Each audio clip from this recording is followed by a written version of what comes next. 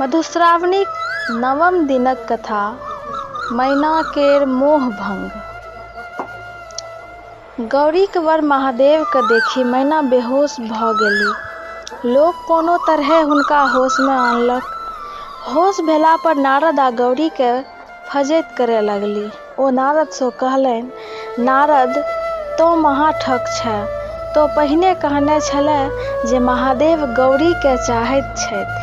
फेर कहले जे गौरी हुनकर सेवा करथु आ कठिन तपस्या करथु तखन महादेवक संग विवाह हेतनि। एही में जे हमर बेटीक अपमान भेल से संसार जानलक। हम कतहु मुँह देखयबाक योग्य नहि रहलहुँ। हम कतय जाउ, की करू, किछु नहि फुरैत अछि। हम जीवतहि मरि गेलहुँ। हमर घर चौपट भ गेल। अनकर की भेलै? हमर मनक सब मनोरथ मनहि रहि गेल।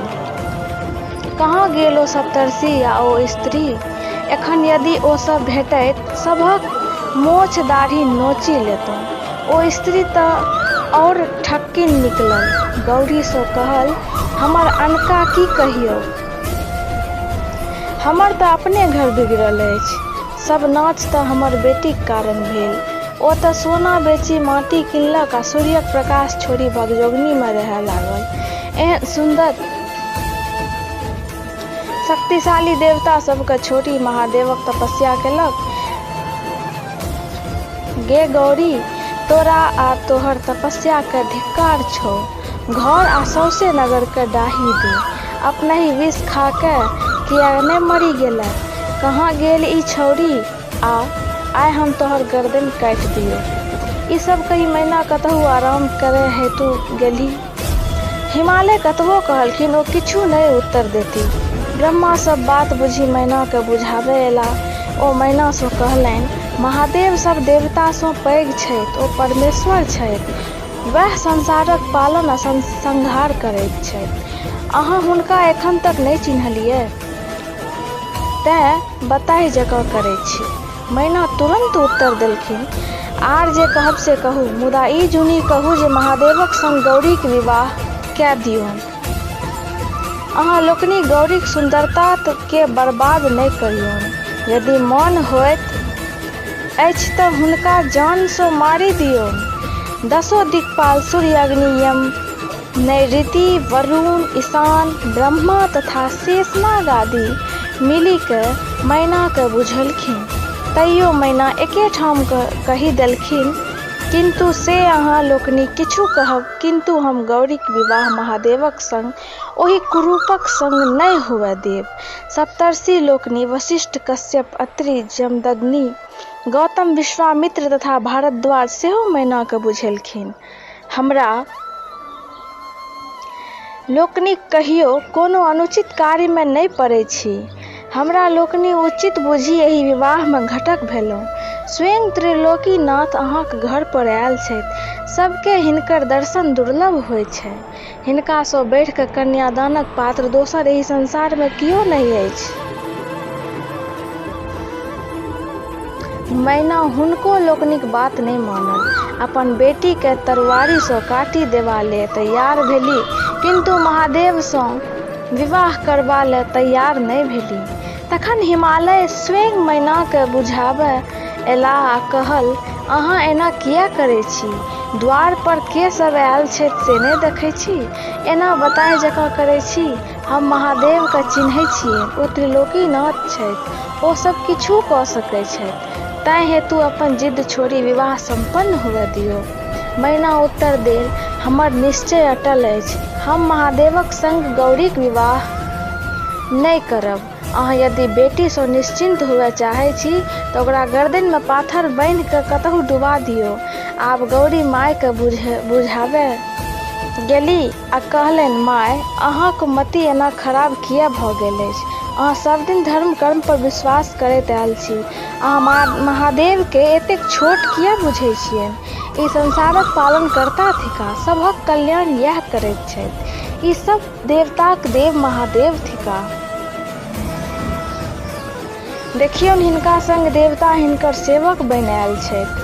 अहाँ उठू, होश करू आ महादेवक संग हमरा दान के सुखी होउ। यदि अहाँ ई काज नहीं करब तऽ हम आन कोनो देवता सँ विवाह नहीं करब। भरि जन्म कुमारी रही महादेवक तपस्या करैत रहि जायब। हम हुनका मन वचन कर्म सँ वर बना लेने छियनि। मैना गौरीक ढिठगर बात सुनी अवाक रहि गेल। ओ क्रोधे थरथर काँपैत गौरी के पकड़ी मारय लगली। ई देखी नारद मुनि दौड़ कऽ गौरी के छोड़ावऽ गेल। विष्णु भगवान सेहो मैना के बहुत बुझौलनि, किंतु टस सँ मस नहीं भेली। तखन महादेव के नारद कहलनि, हे भोलानाथ भक्तवत्सल, आब अपन भावट समेटू आ सुंदर स्वरूप बनाए गौरी के देल वरदान के पूरा कैल जाय। भोलानाथ अपन रूप बदलि लेलनि। नारद मैना के जाके कहलखिन, आब वर के जाके देखू ओ केहन छथि। मैना माणिकक गहना पहिरने बड़ सुंदर लगैत छलाह। सूर्य हुनका छत्र ओढ़ौने, चंद्रमा चामर डोलबैत, आठों सिद्ध नाचैत, गंगा यमुना पाछू में चामर धेने, ब्रह्मा विष्णु इंद्र तथा ऋषि मुनि हुनकर आगू पाछू में जय जयकार करैत, गंधर्व तथा अप्सरा सब नाचैत गाबैत तथा महादेवक गण सब झालि मृदंग बजबैत झूमैत, नाना प्रकारक गाजा बाजा बजबैत छल। एहि समयक महादेवक शोभा अवर्णनीय छल। महादेव के एही रूप में देखी मैना के आश्चर्य लागि गेलनि। आब मैना के होश भेलनि। मोने मोन प्रसन्न भेली। अपन बेटी गौरीक तपस्याक फल त्रिलोकीनाथ महादेव के देखी पहिलुका अपन भावट पर लजा कऽ पछताए लगली। गौरी के विवाह। महादेव देवता ऋषि मुनिक बरियाती ओ गाजा बाजाक संग हिमालयक द्वारी पर पहुँचला। मैना हुनका लोकनिक परिछन केलनि। स्त्रीगण सब गीत गाबैत मैनाक पाछू लागि गेल। सब महादेवक रूप देखी मोहित भय कठपुतली जकाँ ठाढ़ भऽ गेली।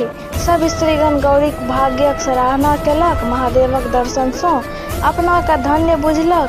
देवता लोकनि महादेवक संग नहीं छोड़ल, कारण हुनका लोकनिक के शंका छलनि जे महादेव फेर कोनो तमाशा नहीं ठानि देत। मैना झट वरक परछी चली गेली। हुनको शंका छलनि जे देवता लोकनि किछु हंसी ठट्ठा नहि कए दिए। वर के मड़बा पर आनल गेल। हिमालयक हुनक अरहना पूजा कैल।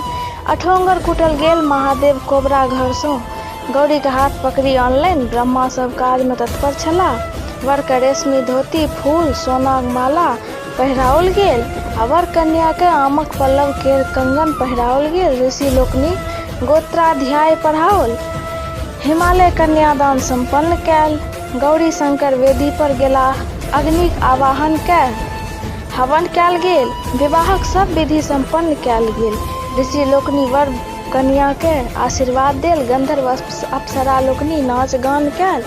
देवता लोकनि कहल, हे महादेव, अहाँ जगत पिता छी आ गौरी जग माता भेली। गौरी शंकर कुलदेवता के प्रणाम कए भोजन सँ निवृत्त भए विश्राम करबाक लेल गेलाह।